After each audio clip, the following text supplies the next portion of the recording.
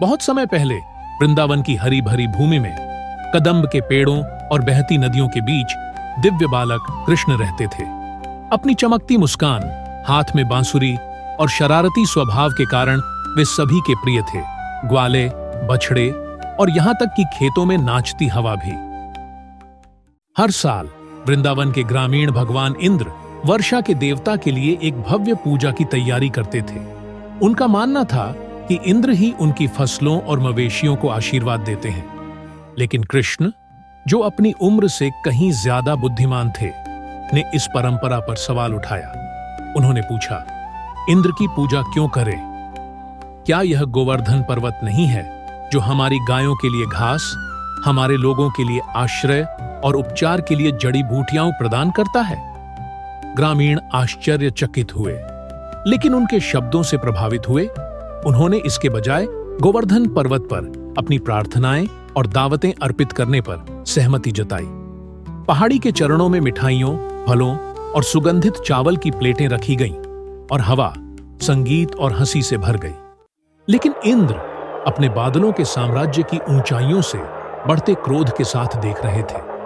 उनके अभिमान को ठेस पहुंची। उन्होंने स्वर्ग के क्रोध को बुलाया।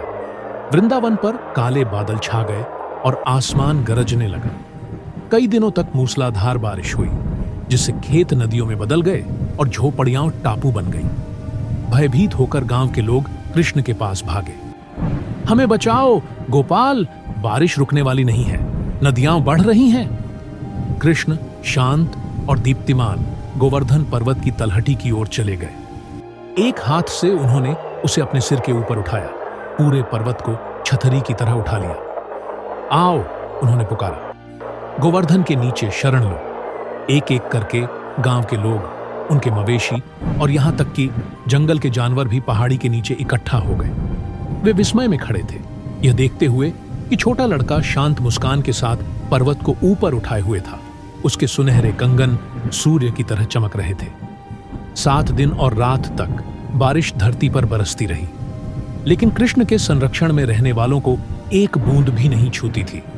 उनके मित्र उनके लिए मक्खन और मिठाई लाते थे। उनकी मां को चिंता होती थी कि कहीं वे थक तो नहीं गए, लेकिन कृष्ण कभी नहीं डगमगाए। उनकी दिव्य शक्ति मांसपेशियों से नहीं, बल्कि प्रेम से आती थी। तूफानी बादलों से देख रहे इंद्र को अपनी गलती का एहसास हुआ। यह कोई साधारण बालक नहीं था, यह सर्वोच्च था। विनम्र होकर उन्होंने तूफान को रोक दिया और हाथ जोड़कर कृष्ण के सामने झुकते हुए वृंदावन में उतरे। हे प्रभु, मुझे क्षमा करें, इंद्र ने कहा। अपने लोगों के लिए आपका प्यार, आपकी सदियों से परे की बुद्धि, इसने मेरी आंखें खोल दी हैं। कृष्ण मुस्कुराए और धीरे से गोवर्धन पर्वत को वापस उसके स्थान पर ले आए। भूमि चमक उठी, नई और हरी हो गई, मानो तूफान कभी आया ही न हो। उस दिन से वृंदावन के लोगों को देवताओं के क्रोध का डर नहीं रहा।